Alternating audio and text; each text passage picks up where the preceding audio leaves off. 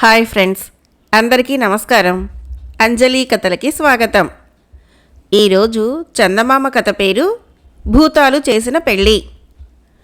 Cairo సుల్తాన్ వద్ద షమ్స్ అల్దీన్, నూర్ అల్దీన్ అనే ఇద్దరు యువకులు వజీర్లుగా ఉండేవాళ్ళు.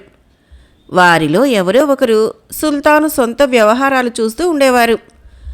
ఒకరు సుల్తాన్ వెంట ఉండేటప్పుడు రెండోవాడు రాచకార్యాలు చూస్తూ ఉండేవాడు. వీరిద్దరూ ఒకే ఉద్యోగం చేయటమే గాక చిన్నతనం నుంచి కలిసి జీవించినవారు. అందుచేత ఒకనాడు వారు తమ భవిష్యత్తు గురించి మాట్లాడుకుంటూ, మనిద్దరము త్వరలో పెళ్లి చేసుకోవాలి, ఇద్దరి పెళ్ళిళ్ళు ఒకే రోజు చేసుకుందాం అనుకున్నారు. దేవుడి దయ వల్ల నాకు కూతురు, నీకు కొడుకు పుడితే వాళ్ళిద్దరికీ పెళ్లి చేద్దాం అన్నాడు షమ్స్. అలాగే చేద్దాం, కానీ మీ అమ్మాయికి మా అబ్బాయి ఏపాటి కట్నం ఇవ్వవలసి ఉంటుందంటావు అన్నాడు నూర్. కనీసం 3000 దీనారాలు, 3 పెద్ద గ్రామాలు కట్నంగా ఇచ్చుకుంటే గాని నా కూతురు నీకు కోడలు కాదు అన్నాడు షమ్స్. ఇంకా నయం, అమ్మటం ఇష్టం లేని వర్తకుడు సరుకు ధర పెంచినట్టుగా మాట్లాడుతున్నావు. నా కొడుకు మొగుడవటమే నీ కూతురికి మహాభాగ్యం, ఏమనుకున్నావో అన్నాడు నూర్. వజీర్నైనావని చాలా నిక్కుతున్నావు. నా సహాయంతోనే నీకు ఆ పదవి దొరికిందన్న కృతజ్ఞత కూడా నీకు లేదు. నీ కొడుకుకు వాడి ఎత్తు బంగారం ధారపోసినా నా కూతుర్ని ఇవ్వను, జ్ఞాపకం ఉంచుకో అన్నాడు షమ్స్. ఆప్యాయంగా ప్రారంభమైన ఈ సంభాషణ ఇలా వాగ్వాదంగా మారింది. నీ కూతుర్ని నా కొడుక్కి చచ్చినా చేసుకొని పో అన్నాడు నూరు. రేపు నేను సుల్తాన్ గారితో పిరమిడ్లకు పోతున్నాను, తిరిగి వచ్చాక నీకు తగిన శాస్తి జరిపిస్తాను అన్నాడు షమ్స్. మర్నాడు ఉదయమే షమ్సు సుల్తాన్ వెంట నైల్ నదీ తీరం వెంట పిరమిడ్ల ప్రాంతానికి బయలుదేరాడు. నూరు వికలమైన మనసుతో నిద్రలేచి స్నానం చేసి ప్రార్థన చేశాడు. షమ్సు మాట్లాడిన మాటలు అతని మనసులో శూలాల్లాగా ఉండి బాధిస్తున్నాయి. అతను కైరో నగరాన్ని విడిచి వెళ్ళిపోవాలని నిశ్చయించుకున్నాడు. తిరిగి షమ్సు ముఖం చూడటం అతనికి అసాధ్యమనిపించింది. నూర్ తన కంచరగాడిదల్లోకెల్లా మేలైన దాన్ని ఆయుత్తం చేయించి ఆరోగ్యం కోసం నగర పరిసరాలలో 3 రోజులుండి రావటానికి వెళుతున్నానని, తన వెంట ఎవరూ రానవసరం లేదని తన నౌకర్లతో చెప్పి ఒక సంచి నిండా బంగారం పట్టుకొని ప్రయాణమయ్యాడు. అతను చాలా రోజులు ప్రయాణం చేసి చాలా నగరాలలో విశ్రాంతి తీసుకొని చివరికి ఒకనాటి అస్తమయం వేళ బస్రా నగరం చేరుకొని ఒక యాత్రికుల బసలో దిగాడు. తాను చేరినది బస్రా నగరమని కూడా నూరెరగడు. ఎందుకంటే అతను పని పెట్టుకొని అక్కడికి రాలేదు. అతను బస చేసిన చోట ఎదురే బస్రా సుల్తాన్ గారి దివాణం ఉన్నది. అక్కడి నుంచి బస్రా వజీరు నూర్ ఎక్కి వచ్చిన కంచరగాడిదను, దానిపై గల విలువైన జీనును చూసి ఆ వచ్చిన వారెవరో తెలుసుకురమ్మని కబురు పంపించాడు. అటువంటి కంచరగాడిద ఏ సుల్తానుకో వజీరుకో తప్ప ఉండదని ఆయన నమ్మకం. నూర్ కైరోవాసి అని, అక్కడ వజీరుగా ఉంటూ ప్రపంచ పర్యటన మీద బయలుదేరాడని తెలియగానే బస్రా వజీరు అతనున్న చోటికి వెళ్ళి, నాయనా, ఇంత చిన్న వయసులో నీవు ప్రపంచ పర్యటన చేయటమేమిటి? మా ఇంట వచ్చి ఉండు, నాకు మగపిల్లలు లేరు, ఒక్కతే కుమార్తె ఉన్నది. దాన్ని పెళ్లాడటం నీకు ఇష్టమయ్యే పక్షంలో నిన్ను రేపే మా సుల్తాన్ గారి వద్దకు తీసుకుపోయి నీవు మా బంధువువని, నా కుమార్తెను పెళ్లాడవచ్చావని చెబుతాను. నేను ముసలివాణ్ణైపోయాను. నా స్థానంలో నిన్నే సుల్తాన్ గారు వజీరుగా కూడా వేసుకుంటాడు అన్నాడు. నూరు ఒక్క క్షణం ఆలోచించి వృద్ధుడు చెప్పినట్లు చేయటానికి ఒప్పుకున్నాడు. వృద్ధుడు బస్రా నగరంలోని అమీర్లకు, గొప్ప వర్తకులకు తన ఇంట పెద్ద విందు చేసి నూర్ను వారికి తన బంధువుగాను కాబోయే అల్లుడుగాను పరిచయం చేశాడు. వారందరి సమక్షంలోనే ప్రధానం జరిగింది. తర్వాత ఆయన నూర్కు తన కుమార్తెనిచ్చి పెళ్లి చేసి అతన్ని తమ సుల్తాన్కు కూడా పరిచయం చేశాడు. నూరు సుఖంగా బస్రాలో జీవితం గడుపుతున్నాడు. అక్కడ కైరోలో షమ్సు తన పోట్లాటను అప్పుడే మర్చిపోయాడు. అతను సుల్తాన్ వెంట పిరమిడ్ల నుంచి తిరిగి వచ్చి నూర్ కోసం విచారించగా అతను ఎటో వెళ్ళిపోయాడని తెలిసింది. తన తొందరపాటు వల్లనే నూర్ కైరోను వదిలి దేశాలు పట్టిపోయి ఉంటాడని ఊహించి షంసు చాలా బాధపడ్డాడు. అతను సుల్తాన్ వద్దకు వెళ్ళి జరిగిందంతా దాచకుండా చెప్పాడు. అతని కోరికపై కైరో సుల్తాను తన మనుషులను తన ఏలుబడిలో ఉండే దేశాలన్నిటికీ పంపాడు. కానీ నూర్ జాడ తెలియరాలేదు. తన తప్పుకు తగిన శాస్తి జరిగిందని షంసు దుఃఖించాడు. కాలం గడిచింది. షంసు కైరో వర్తకుల శ్రేష్ఠుడి కుమార్తెను పెళ్లాడాడు. అతనికి తెలియదు కానీ నూర్ వివాహం జరిగిన నాడే షంస్ వివాహం కూడా జరిగింది. ఈ విధంగా వారిద్దరూ ఆనాడు కోరుకున్న గొంతెమ్మ కోరిక సిద్ధించింది. ఇంతేకాదు, వాళ్ళు అనుకున్న ప్రకారం షంస్కి ఒక ఆడపిల్ల, నూర్కు ఒక మగపిల్లవాడు కూడా ఒకే రోజున కలిగారు. తమ కోరికలు అక్షరాలా నిజమైనందుకు ఆనందించటానికి మటుకు వారిద్దరూ నోచుకోలేదు. నూర్ కొడుకు చాలా అందమైనవాడు. అందుచేత అతనికి హసన్ బద్రల్దీన్ అని పేరు పెట్టాడు. హసన్ బారసాల రాజకుమారుడి బారసాల కన్నా వైభవంగా జరిగింది.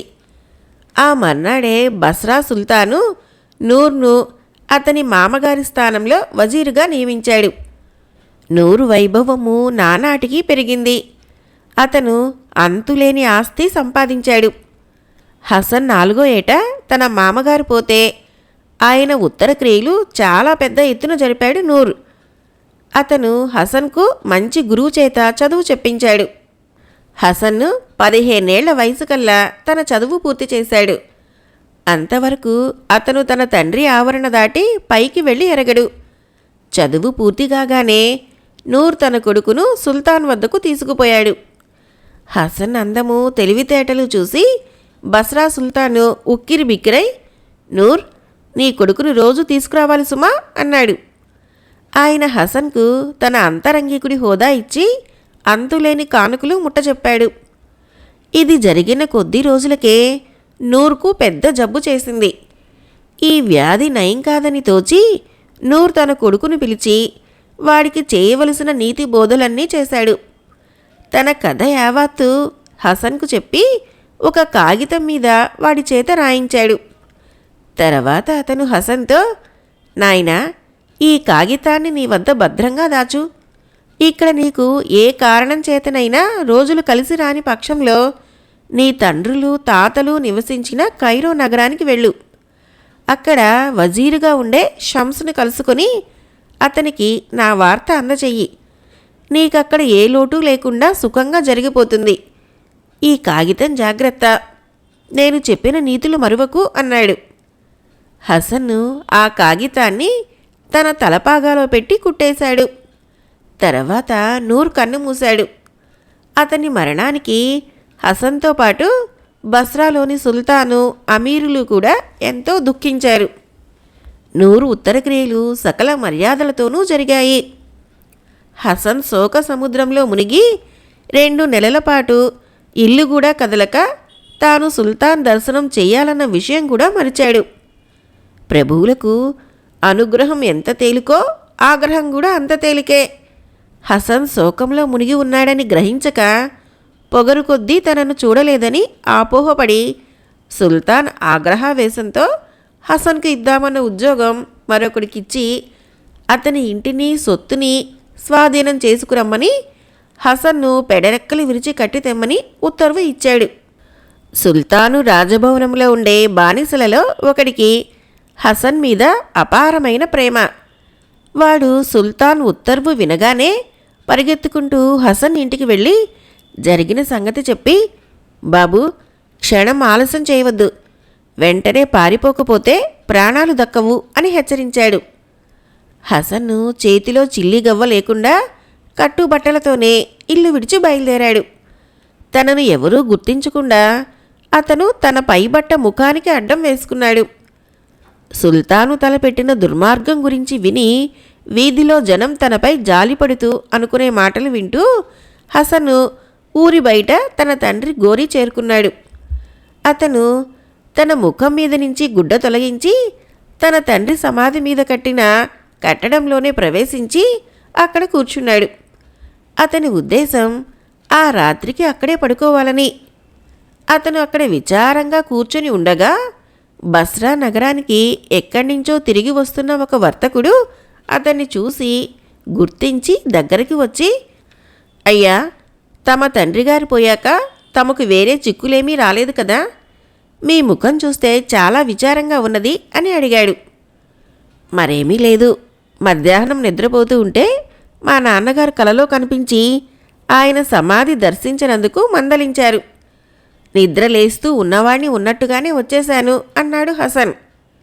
అయితే చూడండి, మీతో చాలా కాలంగా ఒక వ్యాపార విషయం మాట్లాడదామనుకుంటున్నాను. ఇప్పుడు వీలు చిక్కింది. నేను మీ నాన్నగారితో వ్యాపారం చేస్తూ ఉండినవాణ్ణే. మీ పడవలు సరుకులతో త్వరలోనే తిరిగి వస్తాయి. ఒక పడవులో ఉండే సరుకంతా నాకు 1000 దీనారాలకు అమ్ముతారా? ఇప్పుడే నగదు ఇస్తాను అన్నాడు వర్తకుడు. హసన్ను గత్యంతరం లేక ఒప్పుకున్నాడు. అతను ఆ వర్తకుడి దగ్గర 1000 దీనారాలు పుచ్చుకొని రేపు చేరే తన మొదటి పడవలోని సరుకంతా అమ్మినట్లు వర్తకుడికి రాసిచ్చి కొన్నట్టు అతని వద్ద నుంచి కాగితం పుచ్చుకున్నాడు. పొద్దుగూకింది. చంద్రుడు ఉదయించాడు. హసన్ అక్కడే పడుకొని నిద్రపోయాడు. కొంత పొద్దుపోయాక ఒక్కొక్క శ్మశానాన్నే చూసుకుంటూ అటుగా వస్తున్న ఒక ఆడభూతము హసన్ని చూసింది. అతని మీద వెన్నెల కాంతి పడుతున్నది. ఓయబ్బో, ఎంత అందగాడు! ఆ ఆకాశంలో చంద్రుడికి ఏమీ తీసిపోడే అనుకొని ఆ ఆడభూతం అక్కడే నిలబడి హసన్ని తనివి తీరా చూసింది. అతను లేస్తాడేమో పలకరించుదామని కాసేపు ఆగింది. కానీ అతను గాఢ నిద్రలో ఉండడం చేత మళ్ళీ వద్దామని ముందుకు సాగింది. ఆడభూతము కొంత దూరం వెళ్ళేసరికల్లా దానికి ఒక మగభూతం ఎదురైంది. ఎంత అందం, ఎంత అందం అన్నది ఆడభూతం మగదానితో. ఏం లాభం, అంత అందము ఈ రాత్రి గూనివాడి పాలే అన్నది మగభూతం. ఏమిటి నువ్వనేది? గూనివాడి పాలేమిటి అని అడిగింది ఆడభూతం. కైరోలో షమ్స్ కూతురు సిత్తల్ హసన్ లేదు, అప్సరసలాంటి పిల్ల. దాన్ని కాస్త ఈ రాత్రి ఒక గూని బానిసవాడికిచ్చి పెళ్లి చేస్తున్నారు. ప్రారబ్ధం అంది మగభూతం. ఎక్కడో కైరో అంటావేమిటి? ఇక్కడే ఒక అబ్బాయి ఉన్నాడు, చూద్దుగానరా. చంద్రుడంటే చంద్రుడే అన్నది ఆడభూతం. తర్వాత 2 భూతాలు కలిసి నూర్ సమాధి వద్దకు వచ్చి గుమ్మటం కింద వెన్నెలలో నిద్రపోతున్న హసన్ని చూశాయి. ఈ అబ్బాయి బాగానే ఉన్నాడనుకో, ఆ అమ్మాయి ఇంకా బాగుంటుంది అన్నది మగభూతం. ఇంతకన్నా ఎవరూ అందంగా ఉండటానికి వీల్లేదు అన్నది ఆడభూతం. ఇద్దరూ కాసేపు అవునని కాదని అనుకున్నాక మగభూతం, చూడు, ఒక పని చేద్దాం. ఆ అమ్మాయికి ఆ గూని మొగుణ్ణి తప్పించి ఈ అబ్బాయిని మొగుణ్ణి చేద్దామా అన్నది. అది మంచి ఆలోచన. ఈ అబ్బాయిని వీపున వేసుకో, కైరో పోదాం అన్నది ఆడభూతం. మగభూతము హసన్ను నిద్రపోతున్న పళంగానే భుజాన వేసుకొని ఆడభూతంతో సహా కైరో నగరానికి మనోవేగంతో బయలుదేరింది. మగభూతం చెప్పిన దానిలో అబద్ధం ఏమీ లేదు. హసన్ పుట్టినరోజునే షమ్స్కి కూడా ఒక కూతురు పుట్టింది. ఆమెకు సిత్తల్ హసన్ అని పేరు పెట్టారు. ఆమెకు 18 ఏళ్ళు వచ్చేసరికి సుల్తాను తన వజీరు కూతురు అపురూప సౌందర్యవతి అని విన్నాడు. షమ్సును పిలిచి, నీ కుమార్తెను నాకిచ్చి పెళ్లి చెయ్యి అన్నాడు. షమ్సు గుండె జారిపోయింది. అతను సుల్తానుతో సవినయంగా, ఏలినవారు నన్ను మన్నించాలి. నా బాల్యమిత్రుడు 18 ఏళ్లుగా జాడ తెలియకుండా ఎటో వెళ్ళిపోయాడన్న సంగతి తమకు తెలుసు. నాకు కుమార్తె, అతనికి కుమారుడు కలిగితే వారిద్దరికీ పెళ్లి చేస్తానని అల్లా మీద ఏనాడో ప్రమాణం చేశాను. ఆ ప్రమాణం దాటరానిది. అదీగాక నా మిత్రుడు నూరు బస్రా చేరాడని, అక్కడ సుల్తాన్ గారి వద్ద వజీరుగా ఉన్నాడని, అతనికొక కొడుకు కూడా ఉన్నాడని ఈ మధ్యనే వార్త వచ్చింది. నా కూతురు నూర్ కొడుకును పెళ్ళాడక తప్పదు. తమరు తలుచుకుంటే కన్యలకు కొదవేమిటి అన్నాడు. ఈ మాటలు విని సుల్తాను మండిపడ్డాడు. నీచుడా, నేను నీ కూతుర్ని చేసుకుంటానంటమే మహాభాగ్యమని అనుకునవలసిన వాడివి. ఏదో వెధవ సాకు పెట్టి నిరాకరిస్తావా? సరే, నీ కూతుర్ని నా దివాణంలో ఉండే వాళ్లలో అధమాధముడికి ఇచ్చి పెళ్లి చేస్తాను, చూస్తూ ఉండు అన్నాడు. సుల్తాను తన కింద పనిచేసే వారందరిలోనూ వెతికితే అందరికన్నా అధముడు ఒక గూని కాసావాడు దొరికాడు. రాజుగారి గుర్రాలను మాలీసు చేయటం వాడి పని. కాళ్లావేళ్ల పడుతున్నా వినక సుల్తాను వాణ్ణి పెళ్లి కొడుకుని చేసి ఈరోజు బ్రహ్మాండమైన విందు చేయించాడు. పెళ్లి ఇంటి ఛాయలకు షంసు రాకూడదని శాసించాడు. పెళ్లి అయిపోయింది. ఈ రాత్రే గూనివాణ్ణి పెళ్లి కూతురు వద్దకు పంపుతారు. మగభూతము హసన్ను తెచ్చి రాజభవనం సమీపంలో ఒక అరుగుపైన పడుకోబెట్టి నిద్రలేపింది. మొదట్లో హసన్కు అంతా కల అనిపించింది. తాను పడుకున్నది తన తండ్రి సమాధిలో కాదు సరే కదా, తన చుట్టూ ఉన్న నగరం బస్రా కూడా కాదు. అతను ఆశ్చర్యంతో అరవబోయే సమయానికి ఒక పొడుగుపాటి మనిషి గడ్డం కలవాడు ఎదుట ప్రత్యక్షమై ఊరుకోమన్నట్లు సంజ్ఞ చేశాడు. తర్వాత ఆ మనిషి ఇలా చెప్పాడు, నేనొక మంచి భూతాన్ని. నీ అందానికి తగిన భార్యను ఇవ్వటానికి ఈ కైరో నగరానికి తీసుకువచ్చాను. నేను చెప్పేది శ్రద్ధగా విను. అలా చెయ్యి. వెంటనే బయలుదేరి స్నానశాలకు వెళ్ళు. అందులో నుంచి ఒక గూని పెళ్లి కొడుకు వస్తాడు. వాడి వెంట జనం చాలామంది ఉంటారు. ఆడేవాళ్ళు పాడేవాళ్ళు కూడా ఉంటారు. నువ్వు కూడా వారిలో చేరి వారిలాగే ఒక వెలిగించిన కొవ్వొత్తి పట్టుకో. ఇదిగో కొవ్వొత్తి అంటూ ఒక కొవ్వొత్తిని ఇచ్చి, పెళ్లి కొడుకు పెళ్లి ఇంటికి వచ్చేటప్పుడు నువ్వు వాడి సరసన చేరి నడువు. ఆడేవాళ్ళు పాడేవాళ్ళు పెళ్లి కొడుక్కి సలాం చేసినప్పుడల్లా ఈ సంచిలో చేయి పెట్టి బంగారం వెదజల్లు. ఈ సంచి తీసుకో. ఇందులో ఉండే బంగారం తరిగిపోతుందన్న భయం నీకు వద్దు. ఎంత తీసినా ఇందులో ఇంకా బంగారం ఉంటుంది. అందుచేత నీవు ఆ గుంపులో వాళ్ళందరినీ మంచి చేసుకోవచ్చు. తర్వాత పెళ్లి ఇంటికి చేరగానే గుంపులో ఉన్న వాళ్ళందరూ వెళ్ళిపోయినా కూడా నీవు మాత్రం గూనివాడి పక్క నుంచి వెళ్ళిపోకు. ఈ మాటలు చెప్పి ఆ మనిషి మాయమైపోయాడు. హసన్కి అంతా గొడవగా ఉన్నది. అయినా అతను భూతం చెప్పినట్లు చేయటానికే నిశ్చయించుకొని కొవ్వొత్తి తీసుకొని స్నానశాలకు వెళ్ళాడు. అక్కడ చాలామంది ఉన్నారు. అందరి చేతులలో కొవ్వొత్తులు ఉన్నాయి. గూని పెళ్లి కొడుకు స్నానశాల నుంచి బయలుదేరగానే ఆడేవాళ్లతోనూ పాడేవాళ్లతోనూ ఊరేగింపు సాగింది. హసన్ను జనాన్ని తోసుకుంటూ ముందుకు వచ్చి గూని పెళ్లి కొడుకు పక్కనే నడవసాగాడు. ఆ జనంలో అతని అందం చూసి ఆశ్చర్యపడని వారు లేరు. అతను ధరించిన దుస్తులు కూడా పెళ్లి కొడుకు దుస్తుల కన్నా ఎన్నో రెట్లు విలువైనవి. ఊరేగింపులో ఆడేవాళ్ళు పాడేవాళ్ళు ముందుకు వచ్చి పెళ్లి కొడుక్కి సలాము చేసినప్పుడల్లా హసన్ను గుప్పిళ్లతో బంగారం తీసి ఇచ్చాడు. భూతం ఇచ్చిన సంచి నిజంగా అక్షయమైనది. దాని నుంచి అతను ఎంత బంగారం తీసి ధర్మం చేసినా ఇంకా ఉండనే ఉంది. ఊరేగింపు పెళ్లి ఇంటికి చేరేసరికి హసన్ని దేవుడల్లే చూడని వారు ఊరేగింపులో ఒక్కరు కూడా లేరు. ఈ పెళ్లి ఇల్లు దివాణంలోనే ఉన్నది. అక్కడి నౌకర్లు ఆడవాళ్లను పెళ్లి కొడుకును తప్ప మిగిలిన మగవాళ్లను ద్వారం వద్ద నిలిపివేశారు. కానీ గుంపులో ఉన్న ఆడే స్త్రీలు పాడే స్త్రీలు హసన్ను తమ వెంట లోపలికి రానివ్వాలని పట్టుబట్టారు. హసన్ లోపలికి రాకపోతే తాము ఆడమని పాడమని స్పష్టంగా చెప్పారు. వాళ్ళు హసన్ చేతులు పట్టుకొని లోపలికి లాక్కుపోతూ ఉంటే ద్వారపాలకులు ఏమీ చేయలేకపోయారు.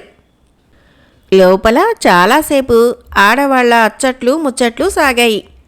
గొప్ప గొప్ప అమీర్ల భార్యలందరూ ఉన్నారు. పెళ్లి కూతురు పెళ్లి కొడుకు వెంట మరొక అందగాడు ఉండటం చూసింది. కానీ అతనెవరో అక్కడ ఎందుకున్నాడో ఆమెకు ఎంత ఆలోచించినా అర్థం కాలేదు. వేడుకలన్నీ అయిపోయినాక ఆడవాళ్లు పెళ్లి కూతుర్ని పడక గదిలో దిగబెట్టి తమ దారిన తాము వెళ్ళిపోయారు. వేడుకలు జరిగిన హాలులో గూని పెళ్లి కొడుకు హసన్ మాత్రమే మిగిలారు. నీవు కూడా ఇక్కడి నుంచి వెళ్ళిపో, నా వెంట దేనికి పీడ అన్నాడు గూని పెళ్లి కొడుకు హసన్తో. ఈ మాట వినగానే హసన్ లేచి బయటికి బయలుదేరాడు. వాకిలి దగ్గర అతనికి భూతం ఎదురై, ఇంతకుముందు నేను చెప్పిందేమిటి? ఇటెక్కడికి పోతున్నావు? నీ దారి అటు అని చెప్పి గూని పెళ్లి కొడుకుని అమాంతం ఎత్తుకొని మాయమైపోయింది. గూనివాడు కళ్ళు మూసి తెరిచే లోపల ఒక చీకటి కొట్టులో ఉన్నాడు. వాడు అందులో నుంచి బయటికి రావటానికి విశ్వ ప్రయత్నం చేశాడు. కానీ వాడికది సాధ్యం కాలేదు. ఈ లోపల హసన్ను భూతం చూపిన వైపుగా వెళ్ళి పెళ్లి కూతురున్న పడక దగ్గర తారట్లాడాడు. భూతం మళ్ళీ అతనికి కనిపించి, లోపలికి వెళ్ళు, పెళ్లి కూతురితో నీవే అసలు పెళ్లి కొడుకువని, ఆమె తండ్రి ఆమెను పరీక్షించడానికి ఇంత నాటకము ఆడాడని చెప్పు, తప్పక నమ్ముతుంది అన్నది. పెళ్లి కూతురు తల వంచుకొని ఒక మూల కూర్చొని ఉన్నది. హసన్ అడుగుల చప్పుడు సమీపించడం విని ఆమె ముఖం తిప్పుకొని, చీచి, నా దగ్గరికి రాకు, నిన్ను చూస్తేనే నాకు వాంతి అన్నది.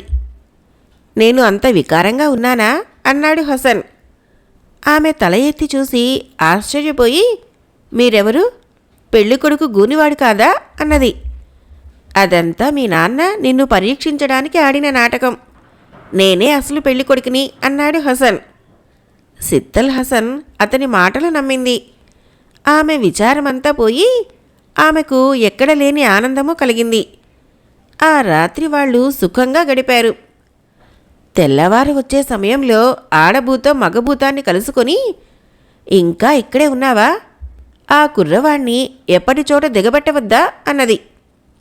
మగభూతము పడక గదిలోకి ప్రవేశించి గాఢ నిద్రలో ఉన్న హసన్ని వీపున వేసుకుని బస్రాకేసి బయలుదేరింది. కానీ అది బస్రా చేరకముందే సూర్యోదయం అయ్యేటట్టుండడం చేత హసన్ని డమాస్కస్ నగరం వెలుపల దింపి తన దారిన తాను వెళ్ళిపోయింది.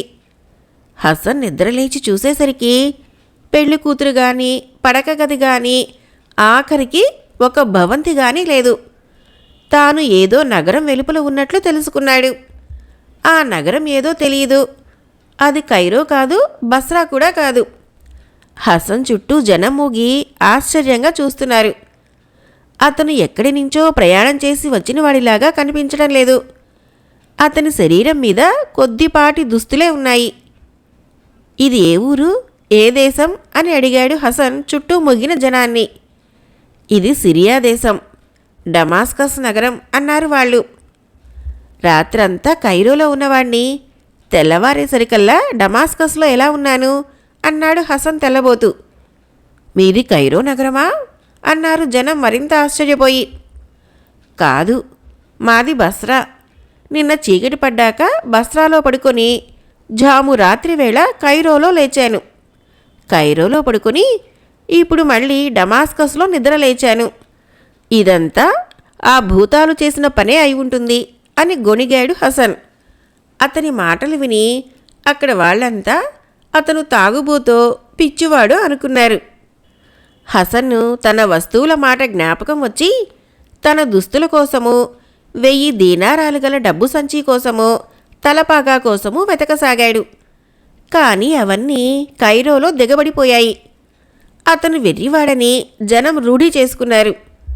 వారు తన వెంట పడటం చూసి హసన్ను నగరం ప్రవేశించి వీధుల వెంట పరిగెత్తి ఒక మిఠాయి దుకాణంలో చొరబడి లోపల దాక్కున్నాడు. ఆ దుకాణము అబ్దుల్లా అనేవాడిది. అతను హసన్ని చూసి జాలిపడి అతని కథ అడిగి తెలుసుకున్నాడు. అంతా విన్న మీదట, నాయనా, నీ కథ నేను నమ్ముతాను, కానీ మరెవరికి ఈ విషయాలు చెప్పకు. నాకు పిల్లలు లేరు. నీ కష్టాలు తొలగిపోయేదాకా నా ఇంట నీ ఇష్టానుసారం ఉండు. ఈ దుకాణం నీదే అనుకో, నిన్ను నేను పెంచుకుంటాను అన్నాడు. నీ ఇష్టం బాబాయ్ అన్నాడు హసన్ కృతజ్ఞతతో. అబ్దుల్లా హసన్ కోసము బజారు నుంచి మంచి దుస్తులు తెచ్చి కాజీగారి సమక్షంలో శాస్త్రోక్తంగా అతని తన కొడుకుగా దత్తత చేసుకున్నాడు.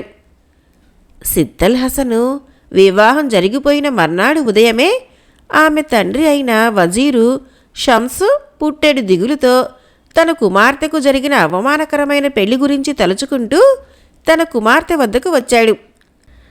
ఆమె అంతకు ముందే నిద్రలేచి తన భర్త లేకపోవటం చూసి బయటికి వెళ్ళి ఉంటాడనుకుని అతని కోసం ఎదురు చూస్తూ ఉన్నది. తన కూతురి ముఖంలో విచారం గాని విషాదంగాని లేకుండా ఆనందంతో తొణికిసలాడుతూ ఉండడం చూసి షంసు తన కళ్ళను తానే నమ్మలేక, నీకీ పెళ్లి తృప్తికరంగా ఉన్నదా అమ్మా అని అడిగాడు. ఎందుకుండదు నాన్న అన్నది కూతురు ఆశ్చర్యంతో. అయితే ఆ గూని మొగుడు నీకు నిజంగా నచ్చాడా అన్నాడు తండ్రి. కూతురు చిరునవ్వు నవ్వి, ఇంకా ఎందుకు నటిస్తావు నాన్న, నీ మోసం నాకు తెలిసిందిగా అన్నది. కూతురేమంటున్నది షంస్కి అంతుపట్టలేదు. కానీ ఆమెను ప్రశ్నించగా ఒక సంగతి బయటపడింది. కిందటి రాత్రి ఆమె గడిపినది గూని పెళ్లి కొడుకుతో కాదు. గూనివాడి కోసం వెతికించగా వాడు చీకటి కొట్లో దొరికాడు. ఏమిరా, గడిచిన రాత్రి నువ్వు నా కూతురి వెంట లేవా అని షంసు ఆ గూనివాడిని అడిగాడు. మీ అమ్మాయినిచ్చి చేసినట్లు నటించి తెల్లవార్లు నన్ను చీకటి కొట్టులో పెట్టి తాళం వేశారు. మీకు మీ కూతురికి ఒక దండం అంటూ గూనివాడు కోపంగా వెళ్ళిపోయాడు. సుల్తాను ఒకటి తలిస్తే దైవం మరొకటి చేసినట్లు షంసు గ్రహించాడు. ఆయన తన కుమార్తె గదికి తిరిగి వచ్చి, ఇంతకు నిన్ను పెళ్లాడినా అసలు వాడెక్కడా, అతని పేరేమిటి, ఊరేమిటి అని అడిగాడు. ఆయన తిరిగి రాగానే అన్నీ విచారించు అన్నది సిత్తల్ హసన్. ఆమె తన తండ్రికి గదిలో ఉన్న హసన్ తాలూకు దుస్తులు, తలపాగా, డబ్బు సంచి మొదలైనవన్నీ చూపించింది. ఎన్నో రోజులు ఎదురు చూసినా కైరో నగరమంతా గాలించినా షంసు అల్లుడి జాడ తెలియలేదు. ఆ మనిషి పూర్తిగా అదృష్టుడైపోయాడు. చేసేది లేక షంసు తన అల్లుడి ఉడుపులను మళ్ళీ మళ్ళీ పరీక్షించాడు. చివరికి ఆయనకు తన అల్లుడి తలపాగాలో పెట్టి కుట్టిన కాగితం దొరికింది. అది తీసి చదువుకొని షంసు దైవమాయకు విస్తుపోయాడు. తన అల్లుడు మరెవరో కాదు, నూర్ కొడుకే. ఆఖరిసారి మాట్లాడుకున్నప్పుడు తామిద్దరూ అనుకున్న ప్రతి మాట నిజమైంది. కానీ ఆ నూర్ కొడుకు హసన్ ఎక్కడున్నాడో అది మాత్రం తెలియరాలేదు. అతను ఎప్పటికైనా కనిపించకపోడు. కనిపించినప్పుడు అతనికి ఒక చిన్న పరీక్ష పెట్టి ఆ రాత్రి సిత్తల్ హసన్తో గడిపినది అతనేనని రుజువు చేసుకోవాలి. అందుకుగాను షంసు తన కుమార్తె పడక గదిలో ఏ ఏ వస్తువులు ఎక్కడెక్కడ ఉండినది వివరంగా రాసుకొని ఉంచుకొని అల్లుడి రాక కోసం ఎదురు చూడసాగాడు. కాలం గడిచింది. సిత్తల్ హసను గర్భవతిగా ఉండి 9 నెలల అనంతరం ఒక మగపిల్లవాణ్ణి కనది. వాడికి అజీబ్ అనే పేరు పెట్టారు. తల్లిదండ్రులిద్దరిలాగే వాడు కూడా చాలా చక్కనివాడు. అజీబు 7 ఏళ్ల వాడైనాక బడికి వెళ్ళనారంభించాడు. వాడి బడిలో ఇతర పిల్లల్ని చాలా హీనంగా చూసేవాడు. వాళ్ళని తన్నేవాడు, మొట్టేవాడు. నేనెవరనుకున్నావురా, మా నాన్న వజీరు అని ప్రగల్భాలు పలికేవాడు. ఇలా అజీబ్ దౌర్జన్యం చేస్తూ ఉంటే మిగిలిన పిల్లలు చాలా కాలం సహించి చివరకు గురువుగారితో మొరపెట్టుకున్నారు. గురువు వాళ్లకు, నేను చెప్పినట్టు చేశారంటే అజీబ్ మీ జోలికి ఎన్నటికీ రాడు. రేపు ఆటల సమయంలో మీలో ఒకడు, నాకు భలే మంచి ఆటలు తెలుసు, కానీ ఆటలోకి వచ్చేవాళ్ళు ముందుగా తమ తల్లి పేరు, తండ్రి పేరు చెప్పాలి. అలా చెప్పలేని వాళ్ళు ఆటలోకి రాకూడదు అనండి అని సలహా ఇచ్చాడు. మర్నాడు గురువుగారు చెప్పిన ప్రకారమే చేశారు. వాళ్ళు అజీబ్ చుట్టూ చేరి, ఒక మంచి ఆట ఉన్నది, ఆటలో చేరేవాళ్ళు వాళ్ళ అమ్మా నాన్న పేరు చెప్పాలి అన్నారు.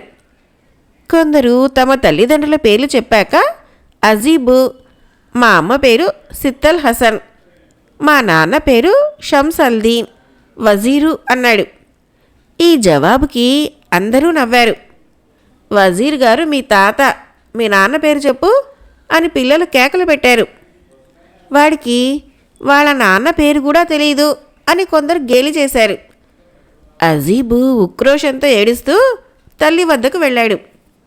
కొడుకును సముదాయించి నిజం తెలుసుకున్న మీదట సిత్తల్ హసను తన భర్తను తలుచుకొని బోరున ఏడవసాగింది. తల్లి కొడుకులు ఏడుస్తూ ఉండగా షంసు వచ్చి వారి ఏడుపుకు కారణం తెలిసినాక తాను కూడా కంటతడి పెట్టాడు. తరువాత షంసు సుల్తాన్ దగ్గరికి వెళ్ళి తన అల్లుణ్ణి వెతకబోవటానికి ఆయన అనుమతి పొందాడు. షంసు ఏ నగరంలోనైనా సరే తనకు కావలసిన మనిషి కోసం వెతకటానికి అవసరమైన అధికార పత్రాల్ని కూడా సుల్తాను ఇచ్చాడు. షంసు సుల్తాన్కి కృతజ్ఞత తెలుపుకొని అప్పటికప్పుడే ప్రయాణ సన్నాహాలు చేసుకొని 1 గంట లోపల తన కుమార్తెను, మనవుణ్ణి, పరివారాన్ని తీసుకొని బస్రాకు బయలుదేరాడు. వారు చాలా రోజుల అనంతరం డమాస్కస్ చేరుకొని నగరం వెలుపల డేరాలు దించి అక్కడ 2 రోజుల పాటు విశ్రాంతి తీసుకోవటానికి నిశ్చయించారు. డమాస్కస్ చాలా అందమైన నగరం. అందుచేత అక్కడి వింతలు చూడటానికి షంసు పరివారమంతా వెళ్ళిపోయారు. అజీబ్ కూడా తనను చిన్నతనం నుంచి పెంచిన సయ్యద్ అనే నౌకరు వెంట నగరం చూడటానికి బయలుదేరాడు. వారిద్దరూ వీధులన్నీ తిరుగుతూ విధివశాన హసన్ ఉండే మిఠాయి దుకాణం దగ్గరికి వచ్చారు. హసన్ను ఇప్పుడు ఆ దుకాణానికి యజమాని. అతని ముసలి దుకాణదారుకు దత్తత అయి 13 ఏళ్లయింది. ముసలివాడిపోయాక దుకాణము హసన్ పరమైపోయింది. హసను అజీబ్ను చూస్తూనే ఏదో వింత ఆకర్షణకు గురయ్యాడు. ఆ కుర్రవాడు తన కొడుకని తెలియకుండానే హసన్ శరీరము పులకరించింది. అతను అజీబ్తో, లోపలికి రా చిన్నబాబు, నేను చేసిన మిఠాయి సరుకు రుచి చూసిపోదువు గాని అన్నాడు. అజీబ్కు కూడా తండ్రిని చూడగానే ఏదో కదలిక మనసులో కలిగింది. హసన్ గొంతులో వాడికి కొంత దైన్యం కూడా స్ఫురించింది. అందుచేత వాడు తన నౌకరును, సయ్యద్, పాపం ఈ మనిషి ఎంతో ప్రేమతో పిలుస్తున్నాడు, పోయి మిఠాయిలు రుచి చూసి వద్దామా ఏమిటి అని అడిగాడు. వద్దు బాబు వద్దు, తమలాంటి ప్రభువుల బిడ్డలు ఇలాంటి దుకాణాలలోకి వెళ్ళి భోజనం చేయకూడదు, ఎంత మాత్రమూ వెళ్ళలేదు. నా మాట వినకపోయావో తాతగారితో చెబుతాను అన్నాడు సయ్యద్. నాయనా, నేను ఏం ద్రోహం చేశాను? బానిసనైనంత మాత్రాన నీకు హృదయం లేకుండా పోదు గదా అని హసన్ను బతిమాలిన మీదట సయ్యద్ మెత్తబడి దుకాణంలోకి వెళ్ళటానికి అంగీకరించాడు. హసను ఆ ఇద్దరినీ దుకాణంలోకి తీసుకుని పోయి తన దగ్గర ఉన్న మంచి పింగాణి గిన్నెలలో దానిమ్మ మురబ్బా తెచ్చి వారి ముందు పెట్టాడు. ఈ మురబ్బా ఒక ప్రత్యేకమైన వంటకం. అందులో బాదం పప్పులు, కొన్ని సుగంధ ద్రవ్యాలు వేసి చేస్తారు. దీనిని హసన్ తల్లి స్వయంగా సృష్టించింది. ఆమె దగ్గర హసన్ చిన్నతనంలోనే నేర్చుకున్నాడు. ఈ దానిమ్మ మురబ్బా చేసే పద్ధతి హసన్కి, అతని తల్లికి తప్ప మూడో ప్రాణికి తెలియదు. అజీబు మురబ్బా తింటూ హసన్తో తన తండ్రి ఎక్కడ ఉన్నది తెలియదని, ఆయన కోసమే తాను తన తాత దేశాలన్నీ శోధిస్తున్నామని చెప్పాడు. ఆ మాట విన్న తర్వాత కూడా వాళ్ళు వెతుకుతున్నది తన కోసమేనని హసన్కి తట్టలేదు. మురబ్బా మహారుచిగా ఉండటం చేత అజీబు, సయ్యద్ జాస్తిగానే తిన్నారు. తెలియకుండానే చాలాసేపు గడవటం చేత సయ్యద్ అజీబ్ను వెంటబెట్టుకుని తమ గుడారానికి బయలుదేరాడు. అజీబు తన దుకాణం దాటి వెళ్ళగానే హసన్ ప్రాణము గిలగిలా కొట్టుకున్నది. ఆ కుర్రవాడు అతన్ని సూదంటు రాయిలాగా ఆకర్షిస్తున్నాడు. అందుచేత హసన్ను తన దుకాణానికి తాళం పెట్టి గబగబా నడుస్తూ అజీబు వెనకనే వెళ్ళాడు. సయ్యద్ వెనక్కి తిరిగి హసన్ను చూసి అజీబ్తో, చూశారా అబ్బాయి గారు, ఆ మిఠాయి దుకాణం వాడు మన వెంట తగిలాడు. ఆ కాస్త మిఠాయి మన పరువు తీసేస్తుంది. వీడు మన డేరాలకు వచ్చి తన దుకాణంలో మీరు మిఠాయి తిన్నట్లు బయటపెట్టాడో నన్ను వజీర్ గారు నిలువునా చీల్చేస్తారు అన్నాడు. ఊరికే కంగారు పడకు సయ్యద్, ఈ రోడ్లు మనం వేయించామా ఏంటి? మన డేరాలకేసి వచ్చేటట్లు కనబడితే అతన్ని అప్పుడే తరిమేద్దాం అన్నాడు అజీబ్. కానీ హసన్ను ఊరి దాటినాక కూడా అజీబ్ వెనకనే వచ్చాడు. అంత దూరంలో డేరాలున్నాయి. అజీబ్ వంగి నేల మీద నుంచి ఒక రాయి తీసి హసన్ నుదుట తగిలేటట్టు బలంగా కొట్టాడు. ఆ దెబ్బకు హసన్ పడిపోయాడు. నుదుట పెద్ద గాయమై రక్తం కారింది. హసన్ కాసేపటిలోనే స్పృహ తెలిసి లేచి తన తలపాగాలో నుంచి ఒక పీలిక చించి గాయానికి కట్టుకట్టుకొని ఆ కుర్రవాడి వెంట పడటం తన తప్పేననుకుంటూ దుకాణానికి తిరిగి వెళ్ళిపోయాడు. కాలక్రమాన షంసు బస్రా చేరుతూనే సుల్తాన్ వద్దకు వెళ్ళి తన అధికార పత్రాలు చూపాడు. నూర్ అల్దీన్ తన వజీరుగా ఉండేవాడని, అతను చనిపోయి 15 ఏళ్లయిందని, అతని భార్య తన వెనకటి వజీరు కుమార్తె అని, ఆమె ఇంకా బస్రాలోనే ఉన్నదని సుల్తాను షంస్కు చెప్పాడు. షంస్ వెంటనే నూర్ భార్య వద్దకు వెళ్ళాడు. భర్త చనిపోయి కొడుకు దేశాలు పట్టిపోయి అతని జాడ తెలియక శోక సముద్రంలో మునిగి ఉన్న ఆమెకు షంసు తన కుమార్తె పెళ్లి వృత్తాంతం చెప్పి, మీ కొడుకు దైవికంగా నాకు అల్లుడై అంతలోనే జాడ తెలియకుండా ఎటో వెళ్ళిపోయాడు. వాడి చిహ్నంగా నా కూతురు ఒక పిల్లవాణ్ణి కన్నది. నాకులాగే మీకు కూడా వాడు మనవడు. వాడికి అజీబ్ అనే పేరు పెట్టుకున్నాము. వాణ్ణి కూడా నా వెంట తెచ్చాను అన్నాడు. నూర్ భార్య ఈ మాటలను వింటూనే కొంత చైతన్యం పొందింది. ఇంటి నుంచి వెళ్ళిపోయాక తన కొడుకు కొంతకాలమైనా బతికి ఉండి ఒక కొడుకును కూడా కన్నందుకు ఆమె సంతోషించింది. అజీబ్ను తన ఇంటికి పిలిపించి వాణ్ణి కౌగలించుకొని ఆనందాశ్రువులు రాల్చింది. ఇకనైనా మనమంతా ఒకే చోట ఉందాం. మీరు కూడా మా వెంట కైరోకి రాకూడదా అన్నాడు షంస్. ఈ మాట వినటమే తడవుగా నూర్ భార్య తన సొత్తంతా పోగు చేసుకొని ప్రయాణానికి అవసరమైనవన్నీ సమకూర్చుకుని తన పరివారంతో సహా ప్రయాణానికి సిద్ధమైంది. షంసు బస్రా సుల్తాన్ వద్దకు వెళ్ళి సెలవు అడిగాడు. సుల్తాను షంస్కు అనేక కానుకలు ఇవ్వటమే కాక ఈజిప్టు సుల్తాన్ గారికి ఇవ్వమని ఎన్నో కానుకలు షంస్కి ఇచ్చాడు. తర్వాత షంసు తన మనవుణ్ణి 2 ఆడవాళ్ళని వెంటబెట్టుకొని కైరోకు తిరిగి ప్రయాణం కట్టాడు. ఈ తిరుగు ప్రయాణంలో వారు వెనకటిలాగానే డమాస్కస్ నగరం వెలుపలి మైదానం మీద డేరాలు దించారు. నగరపు వర్తకులు, ఇతర ప్రముఖులు తన తాతగారి దర్శనానికి వచ్చి ఉన్న సమయంలో అజీబు సయ్యద్తో, బాబా, మనం ఒకసారి ఊళ్ళోకి వెళ్ళి వద్దామా? ఆనాడు నేను రాయి పెట్టి కొట్టానే, ఆ మిఠాయి దుకాణం వాడు ఎలా ఉన్నాడో పాపం కనుక్కుందాం అన్నాడు. ఇద్దరూ కలిసి మళ్ళీ హసన్ దుకాణానికి వచ్చారు. హసన్ ముఖాన గాయం మచ్చ ఉండటం అజీబ్ చూశాడు. అతను గొంతెత్తి హసన్తో, నేను జ్ఞాపకం ఉన్నానా? నీ క్షేమం తెలుసుకుందామనే నిన్ను వెతుక్కుంటూ వచ్చాను అన్నాడు. హసన్ తలెత్తి పైకి చూసి శరీరమంతా పులకరించిపోతూ ఉండగా, రండి రండి, దయచేయండి, నా వంటకాలు రుచి చూడండి. అబ్బాయి గారు, మిమ్మల్ని చూసినప్పటి నుంచి నా గుండె గుబగుబలాడుతున్నది. కానీ నేనా రోజు మీ వెంట రావటం పెద్ద తప్పు అన్నాడు. ఈరోజు కూడా అజీబు, సయ్యద్ హసన్ దుకాణంలో దానిమ్మ మురబ్బా తిన్నారు. తినటంలో అలా ఇలా కాకుండా కుతికల దాకా తిన్నారు. తినటం అయినాక హసన్ వారి చేత కస్తూరి గులాబీ పరిమళం గల షర్బత్తు తాగించాడు. అప్పటికి సూర్యాస్తమయం కావచ్చింది. వాళ్ళిద్దరూ హసన్ వద్ద సెలవు పుచ్చుకొని చకచకా నడుస్తూ కొద్దిసేపట్లో తమ శిబిరం చేరుకున్నారు. నూర్ భార్య తన మనవణ్ణి చూడగానే, ఇంతసేపు ఎక్కడికి వెళ్ళావు బాబు? ఎప్పుడనగా తిన్నావో, ఆకలి వేస్తూ ఉండి ఉంటుంది. తినటానికి పెడతాను, కూర్చో.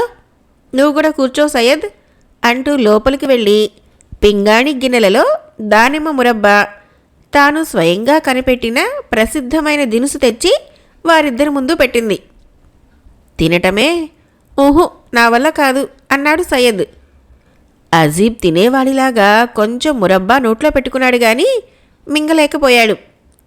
అతను ఆముదం తాగిన వాడిలాగా మొహం పెట్టి, వద్దు, ఇదేమీ బాగాలేదు బామ్మ అన్నాడు. ఓరి, నా వంటకే తప్పు పట్టావా? పిండి వంటలు, మిఠాయి నాలాగా చెయ్యగలవాడెవడైనా ఉన్నారా? చేస్తే మీ నాన్న చేయాలి, కానీ వాడికి నేనే నేర్పాను అన్నది నూర్ భార్య పౌరుషంగా. లేదులే బామ్మ, ఇలాంటి మురబ్బాయే ఇంతకుముందు ఒక మిఠాయి దుకాణంలో తిన్నాం. మళ్ళీ తాతతోనూ మా అమ్మతోనూ చెప్పమాక. ఆ దుకాణం వాడు చాలా బాగా చేశాడు. దాని వాసన ఏం వాసన, దాని రుచి ఏం రుచి, ఇది దాని ముందు ఎందుకు పనికిరాదు బామ్మ అన్నాడు అజీబ్.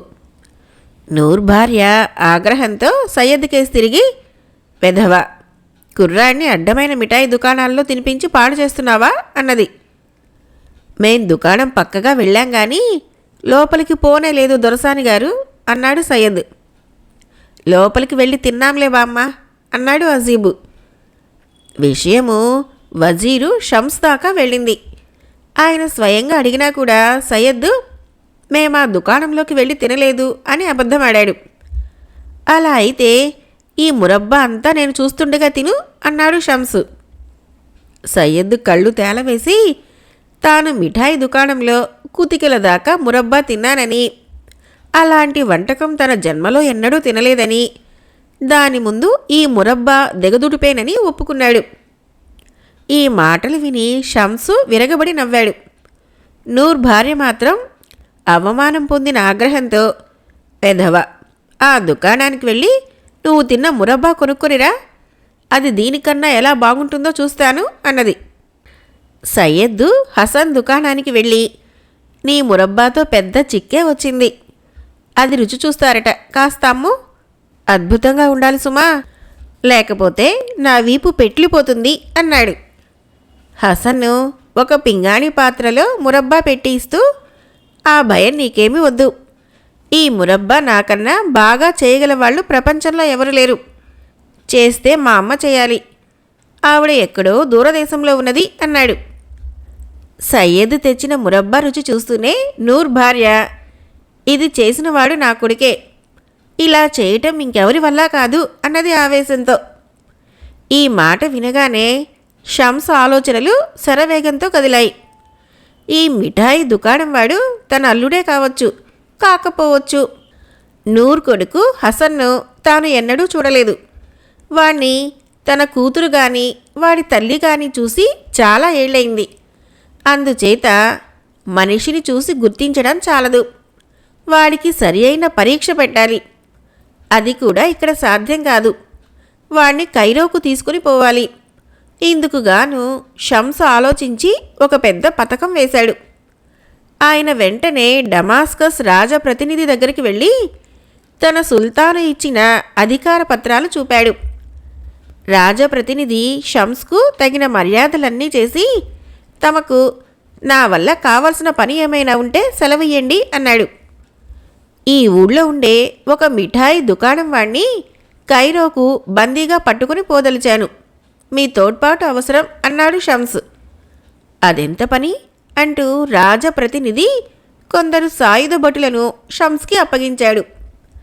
ఆయన భటులను తన మనుషులను హసన్ దుకాణానికి పంపుతూ, ఆ దుకాణం వాణ్ణి పెడరెక్కలు విరిచి కట్టి నా డేరాకు తీసుకురండి, వాణ్ణి మాత్రం ఏ పరిస్థితుల్లోనూ కొట్టవద్దు అని హెచ్చరించాడు. కొద్దిసేపట్లోనే భటులు వెళ్ళి హసన్ను కట్టి తెచ్చి షమ్సు ముందర పెట్టారు. హసన్ కంగారు పడుతూ, అయ్యా, నా వల్ల ఏం నేరం జరిగింది అని అడిగాడు. ఆ మురబ్బా చేసింది నువ్వు కాదా అని అడిగాడు షమ్సు. అవును, అందుకని నన్ను ఉరి తీస్తారా ఏమిటి అన్నాడు హసన్. ఉరి తీయడంతో పోతుందనుకున్నావా అంటూ షమ్సు ఒక పెద్ద కొయ్య పెట్టె తెప్పించి అందులో హసన్ను పెట్టి తాళం వేయించాడు. ఆ పెట్టెను ఒక ఒంటె మీద ఎక్కించాడు. అప్పుడే షమ్సు గుడారాలు ఎత్తి కైరోకు బయలుదేరాడు. దారి పొడుగునా తాము భోజనానికి విడిది చేసినప్పుడల్లా షమ్సు హసన్ను కొయ్యపెట్టిలో నుంచి పైకి తీయించి అతనికి కూడా భోజనం పెట్టిస్తూ వచ్చాడు. ఒకసారి హసన్ను షమ్స్తో, ఇదేమీ నాకు అర్థం కావటం లేదు, ఇంతకీ నన్నేం చేయబోతున్నారు అని అడిగాడు. నిన్న సిలువ వేయబోతున్నాను అన్నాడు షమ్స్. ఏ నేరానికి అని హసన్ మళ్ళీ అడిగాడు. మురబ్బాలో మిరియాల పొడి తక్కువ వేసినందుకు అన్నాడు షమ్స్. హసన్ను నేలకేసి చూస్తూ మౌనంగా ఉండిపోవటం చూసి ఆయన, ఏమిటి ఆలోచిస్తున్నావు అని అడిగాడు. ఏమీ లేదు, ప్రపంచంలో వెర్రి ముండా కొడుకులు చాలామంది ఉన్నారు కానీ నిన్ను మించగలవాడు ఉండటం అసంభవం, సిలువ వేయాల్సింది నిన్నే అన్నాడు హసన్. ఆ రాత్రే షమ్స్ సపరివారంగా కైరో ప్రవేశించాడు. అతని పెట్టెను సిత్తల్ పెళ్లి జరిగిన హాలులో పెట్టించాడు షమ్స్. పడక గదిని ఆనాడు ఎలా ఉన్నదో అచ్చగా అలానే అమర్చాడు. ఎక్కడ ఉండవలసిన వస్తువులు అక్కడ పెట్టించాడు. తన కుమార్తె చేత పెళ్లి కూతురి వేషం వేయించాడు. నిద్రలో ఉన్న హసన్ను పెట్టెలో నుంచి తీయించి అతనికి కూడా పెళ్లినాటి దుస్తులు తొడిగించి నడవలో పడుకోబెట్టించాడు. ఒక రాత్రి హసన్ నిద్రలేచి కొత్త చోటున ఉన్నందుకు ఆశ్చర్యపోయాడు. ఆ ప్రదేశము తాను ఎన్నడో కలలో చూసినట్లుగా ఉన్నది. అతను లేచి నడుచుకుంటూ పడక గదిలోకి వెళ్ళి మరింత ఆశ్చర్యపోయాడు. తన దుస్తులు, తలపాగా, డబ్బు సంచితో సహా తాను పెట్టిన చోటే ఉన్నాయి.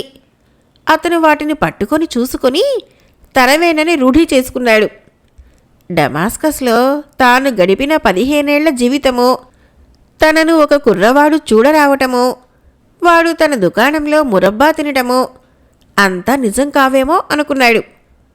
నుదురు తడివి చూసుకుంటే గాయం మచ్చ చేతికి తగిలింది. కల కాదు. తాను డమాస్కస్లో ఒక మిఠాయి దుకాణం వాడికి పెంపుడు కొడుకుగా ఉన్నమాట నిజం. ఇదే కల అయి ఉండవచ్చు. ఇంతసేపు ఎక్కడికి వెళ్ళారు అంటూ సిత్తల్ హసన్ కంఠం ప్రశ్నించడం వినిపించింది. 4 అడుగులు ముందుకు వేయగానే అతనికి తన పెళ్లినాటి స్త్రీ కనిపించింది. హసన్ ఒక్క కేక పెట్టి మూర్ఛపోయాడు. షంసు హసన్ ప్రవర్తన యావత్తూ చాటు నుంచి గమనిస్తూనే ఉన్నాడు. ఆయన అనుమానాలన్నీ తీరిపోయాయి. ఇతనే హసన్ బద్రుల్దీన్, తన అల్లుడు, నూర్ కుమారుడు. తర్వాత హసన్ జరిగిందంతా తెలుసుకున్నాడు. అతని కష్టాలు గట్టెక్కాయి. ఏ తప్పు చేయకుండానే అతను అష్టకష్టాలు పడి చిట్ట చివరకు తన తల్లిని, భార్యని, కొడుకును చేరుకొని సుఖంగా జీవించాడు. కథ అయిపోయింది. ఫ్రెండ్స్, నా కథలు నచ్చినట్లయితే మన ఛానల్ని తప్పకుండా సబ్స్క్రైబ్ చేయండి, లైక్ చేయండి, మీ ఫ్రెండ్స్కి షేర్ చేయండి, కామెంట్ చేయండి. Thank you.